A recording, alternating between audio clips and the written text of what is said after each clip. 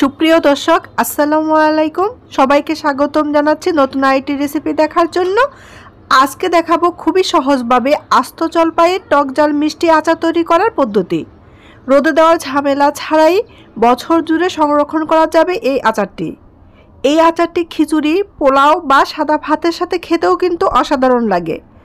আমার আজকের রেসিপিটি যদি ভালো লাগে লাইক, কমেন্ট, শেয়ার করবেন আর আমার চ্যানেলটি সাবস্ক্রাইব করতে ভুলবেন না। আর আপনাদের যদি কোনো প্রশ্ন থাকে তাহলে কমেন্ট করে জানতে পারেন। এখানে আমি 1 কেজি জলপাই নিয়েছি আর এই জলপাইগুলো ভালো করে ধুয়ে পরিষ্কার করে নিয়েছি। এখন এই জলপাইগুলো একটা নাইফ দিয়ে জলপাইয়ের গায়ে লম্বা লম্বা করে কেটে নিব। জলপাইগুলো এমনভাবে কেটে নিতে হবে যেন জলপাইয়ের বিচিতে গিয়ে থাকে। এভাবে কেটে নিলে জলপাইয়ের ভিতর পর্যন্ত আচারের মশলা ভালো করে ঢুকে যাবে এবং তখন আচারটা খেতে বেশ ভালো লাগবে। একই প্রসেসে সবগুলো জলপাই কেটে নিব। আর এই জলপাইয়ের গায়ের পানিটা আমি ভালো করে শুকিয়ে নিয়েছি। আপনারাও চেষ্টা করবেন যাতে কোনো রকম পানি না থাকে। জলপাইয়ের পানি থাকলে আচারের ফাঙ্গাস পড়ার চান্স থাকে। ও আরেকটা কথা, কিছু জলপাই আছে একটু কষ্টি হয়, তাই এভাবে কেটে আচার করার আগে অল্প লবণ দিয়ে আধা ঘন্টা ভিজিয়ে রাখলে জলপাইয়ের কষ ভাবটা চলে যাবে। আধা ঘন্টা পর ভালো করে ধুয়ে পানিটা ঝরিয়ে তারপর আচার করে নিতে হবে। তবে আপনারা চাইলে কিন্তু এভাবে কেটে সরাসরিও আবার আচারটা তৈরি করতে পারবেন। আমার সবগুলো জলপাই কাটা হয়ে গেছে, এবার আচারের মশলাটা তৈরি করে নেব। আচারের মশলা তৈরি করার জন্য চুলায় একটা প্যান বসিয়ে দিয়ে দিচ্ছি 4টা শুকনো মরিচ। শুকনো মরিচটা দিয়ে একটু টেলে নিব। এবার দিয়ে দিচ্ছি 1 টেবিল চামচ পাঁচফোড়ন। এরপর দিয়ে দিচ্ছি 1 চা চামচ পরিমাণে মৌরি। এই মৌরিকে অনেকেই মিষ্টি জিরাও বলে থাকে। আর দিয়ে দিচ্ছি 1 চা চামচ পরিমাণে গোটা ধনিয়া। এবার চুলার আঁচটা লোতে রেখে একটু সময় নিয়ে ভেজে নিব।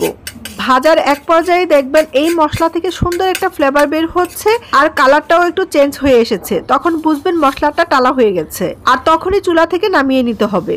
আমার মশলাটা টালা হয়ে গেছে। এবার মশলাটা ঠান্ডা করে নিয়ে একটা ব্লেন্ডারের কাপে নিয়ে আধা ভাঙা করে ব্লেন্ড করে নিব।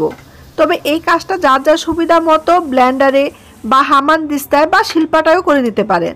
আমার আচারের মশলাটা রেডি। এবার আচার তৈরি করার জন্য চুলায় একটা প্যান বসিয়ে এর মধ্যে দিয়ে নিচ্ছি 1/2 কেজির মতো সরিষার তেল।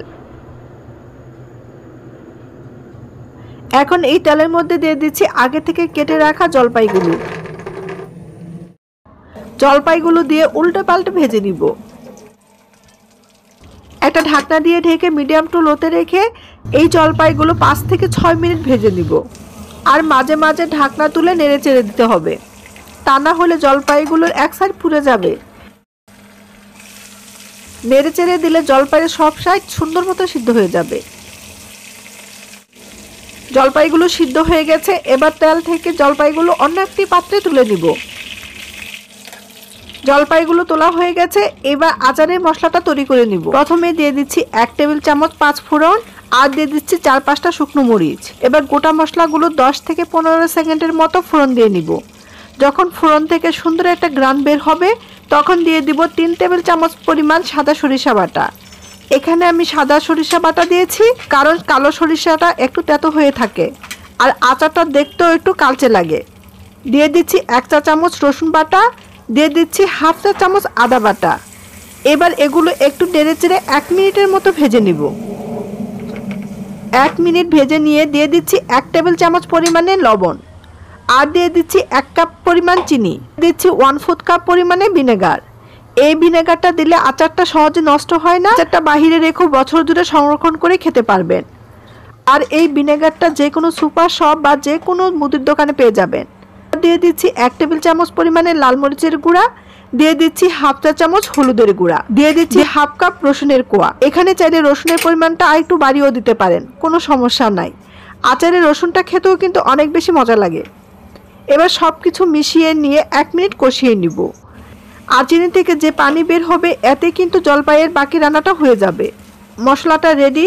এবার দিয়ে দিব ভেজে রাখা সেই জলপাইগুলো।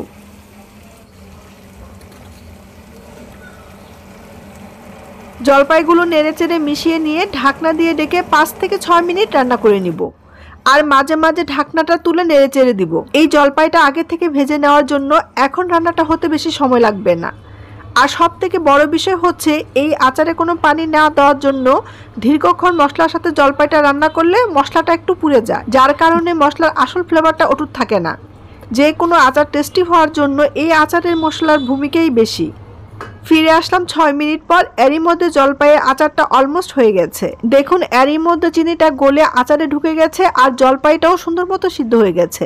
নামানোর আগে দিয়ে দিচ্ছি তেলে আধা ভাঙা করে রাখা সেই 5 ফোড়নের মশলাটা, আর দিয়ে দিচ্ছি 1 টেবিল চামচ পরিমাণে বিট লবণ। আচারে বিট লবণ দিবেন, বিট লবণ দিলে আচারের টেস্টটা অনেক গুণ বেড়ে যায়। এবার এগুলো ভালো করে মিশিয়ে নিয়ে আরও 2 মিনিট রান্না করে নিব। এই তো হয়ে গেছে অনেক লোভনীয় টক ঝাল মিষ্টি জলপাইয়ের আচার। এবার এই আচারটা ঠান্ডা করে নিব। আচারটা ঠান্ডা হয়ে গেছে। এখন এই আচারটা সারা বছর সংরক্ষণ কিভাবে করা যায় তা দেখাবো। এখন এই আচারটা সারা বছর জুড়ে সংরক্ষণের জন্য কাচের বয়ামে রেখে দিব। এই আচারগুলো এভাবে রাখতে হবে যেন প্রতিটা জলপাই তেলে ডুবে থাকে, আর এই জলপাইগুলো অবশ্যই কাচের বয়ামেই রাখতে হবে, তাহলে এই আচারটা 1 বছর পর্যন্ত ভালো থাকবে। আমি সবসময় চেষ্টা করি অল্প উপকরণে সহজ ঘরোয়া রেসিপি আপনাদের সাথে শেয়ার করতে। আজও এই সহজ রেসিপিটি যদি ভালো লেগে থাকে তাহলে একটা লাইক, কমেন্ট, শেয়ার করে আমার চ্যানেলটি সাবস্ক্রাইব করে আমার পাশে থাকবে। আজ এই পর্যন্তই, দেখা হবে নেক্সট ভিডিওতে। সবাই ভালো থাকবেন, সুস্থ থাকবেন। আল্লাহ হাফেজ।